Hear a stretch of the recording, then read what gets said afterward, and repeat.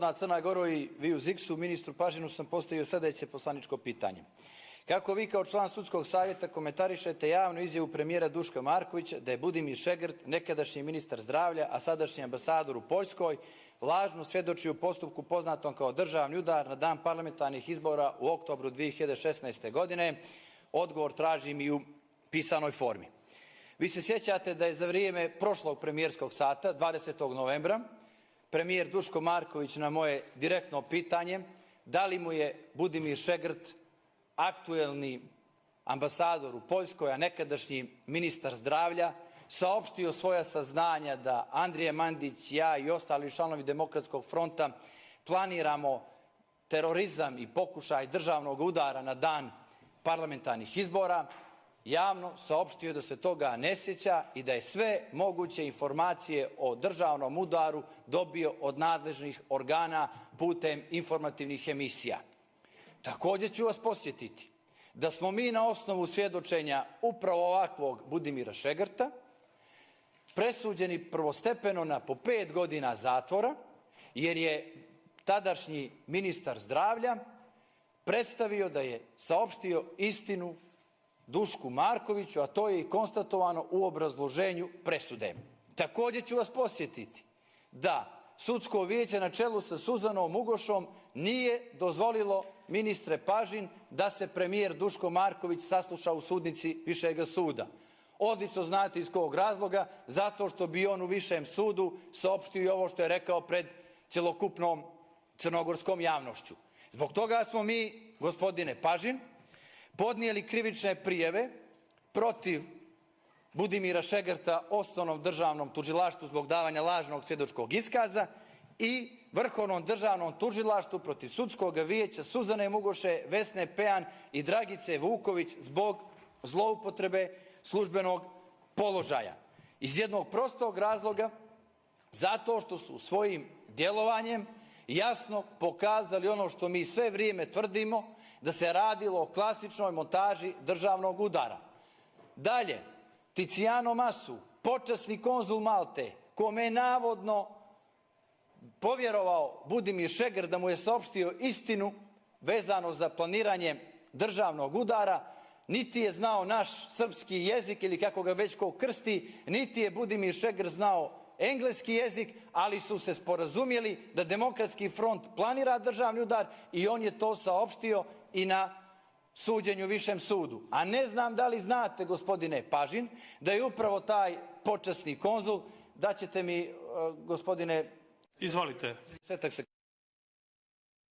Konzul, Tiziano Masu, imao jedan razgovor sa ovom malteškom novinarkom Daphne Caruana, koja ga je pitala kako je moguće da je on počasni konzul Malte, a radi kao menadžer u hotelu u Malti. I gdje je on njoj počeo da prijeti putem telefona, postoji transkript tog telefonskog razgovora, a sad se otpetljalo čitavo klupko da je izgleda premijer Joseph Muscat Malte bio jedan od nalogodavaca ili ljudi koji znaju zbog čega je ubijena gospođa Caruana, jer je istraživala visoku korupciju i organizovani kriminal malteškog rukovodstva koje je u najprisnijim odnosima sa rukovodstvom države Crne Gore i lično se Muscat hvalio da je prijatelj sa Milom Đukanovićem, a očigledno je veza ovaj ministar Hajdarov za vanredne situacije iz Azerbejdžana. 3 minuta. Ministre Pažin, vama je sve nešto neprimjereno. I vama i sudskom vijeću jedino je primjereno da mi dobijemo 5 godina zatvora na osnovu lažnog svjedočenja ministra zdravlja koji je za to dobio ambasadorsko mjesto u Poljskoj. Je li to primjereno? Znači sve je ovdje u Crnoj Gori neprimjereno, nije primjereno da se miješa u sudske odluke, nije primjereno da se analizira sve ovo što se izdešavalo u takozvanom postupku za državni udar, samo je ovdje primjereno da Andrija Mandić i ja i ostali funkcioneri Demokratskog fronta kroz različite postupke i različite procese idemo u zatvor. E pa ja mislim da ni to nije primjereno. A znate zašto vas ja ovo pitam? Ne zato što ja sad imam nekakvu pretiranu potrebu da razgovaram sa vama. Niti sam se nešto želio, ja vjerujem, ni vi meni. Nego je suština u tome što ste vi član sudskog savjeta, gospodine Pažin. Vi ste produžili mandat sudskom savjetu koji je izabrao ovakvo sudsko vijeće, ovakve sudove i ovakve sudije. Zbog toga vas ja pitam, je li primjereno, gospodine Pažin, da se 12 dana nakon presude prvostepene za državni udar podigne naredba o proširenju istrage za 10 američkih, izraelskih i britanskih državljana, bivših agenata CIA, FBI-a, Mossada i MI6-a? Je li to primjereno? Da su zajedno sa nama i agentima GRU-a organizovali državni udar kako Crna Gora ne bi ušla u NATO. Pa ste vi kao ministar pravde dali garancije za jednog izraelskog državljanina, čiji je brat zamjenik direktora Mossada. Dali ste kao ministar pravde ja ću vam pokazati dokument. Garancije, tako, slušajte me, dali ste garancije da mu neće biti ništa u Zavodu za izvršenje krivičnih sankcija i da će se sa njim postupati u skladu sa svim konvencijama. Je li to tačno? Nije tačno. Evo, hoćete li da nam daju pauzu, a ja ću da pročitam što ste vi ovdje potpisali za Jorama Friga. Evo, predlažem sad da se da pauza, ja ću sad da pronađem dokument i onda da se... To je uobičajena procedura oko ekstradicije. Pa naravno da niste vi pisali pismo. Naravno, oko ekstradicije, dozvolite, da vam se izruči Joram Frig i da vi garantujete da mu se uz pužu, narodski rečeno, neće desiti ništa, da će se sa njim postupati humano i u skladu sa svim konvencijama.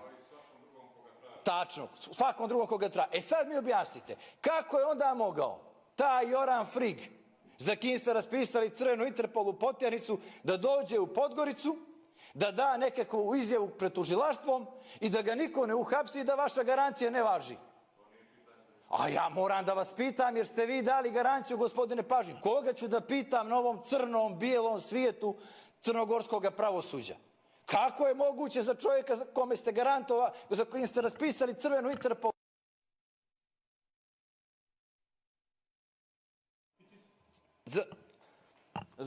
Za kim ste raspisali crvenu Interpolu potjernicu, da dođe u Crnu Goru, mrtav ladan, vidi se sa Čađanovićem i sa Katnićem i izađe. A traži se da se uhapsi. I postoji naredba višega suda da mu se odmah odredi pritvor. Je li to moguće, gospodine Pažin? Također, želim da vam postavim dopunsko pitanje. Kako je moguće i zašto da naš slučaj, takozvani državni udar, dođe na apelacioni sud i odredi sa apelaciono vijeće na čelu sa Migom Međedovićem, Sekom Piletić i Ratkom Ćupićem, i da Migo Međedović zatraži izuzeće zato što je imao ranije konflikte sa Demokratskim frontom? Pa evo sad dobijamo najave da čitavo to vijeće želi da traži izuzeće u slučaju za državni udar. Pa zašto traži izuzeće ako je sve čisto, gospodine Pažin? Zašto se sad bježi od postupka pred apelacijom, ako je ovdje sve čisto, ako je ovdje sve primjereno, kao što je ovaj slučaj lažnog svjedočenja Budimira Šegrta? Nosimo li, da nisam ja zaražen kakvom ebolom? Pa su oni boje da ja tamo ne zarazim u apelacionom višem sudu. Zašto sad sudije apelacionog suda bježe od ovoga predmeta? Zato što očekuju politički pritisak kako ga već nisu dobili. I koga ja, gospodine Pažin, treba da pitam u ovoj Crnoj Gori, ako ne vas kao ministra pravde i člana sudskog savjeta, da mi pojasni ove anomalije. Hvala. Hvala. Imam Begu, gospodine Pažin, kolege poslanici, ja sam upravo dobio akt Uprave za nekretninu područne jedinice u kojem piše svima: nalaže vam se da direktor Uprave za nekretnine dostavite podatke da li u postupcima održavanja katastra nepokretnosti je bilo upisa vjerskih objekata i ukoliko je bilo, po kom osnovu je taj postupak vođen. Ukoliko postoje predmeti upisa vjerskih objekata, u obavezi se da dostavite rješenje kao prilog. Rok za dostavu 19. decembar 2019. godine do 12 časova, a akt je upućen 18. decembra. Danas. Znači li ovo, ministre Pažin, ono što je saopštio premijer Marković, da je dao nalog da država već sad reaguje? Znači vi ovu državu uvodite u ratno stanje ovakvim dopisom 5 ili 6 dana pred raspravu o ovom predlogu zakona. Ovo je, gospodine Nimanbegu, veoma alarmantno i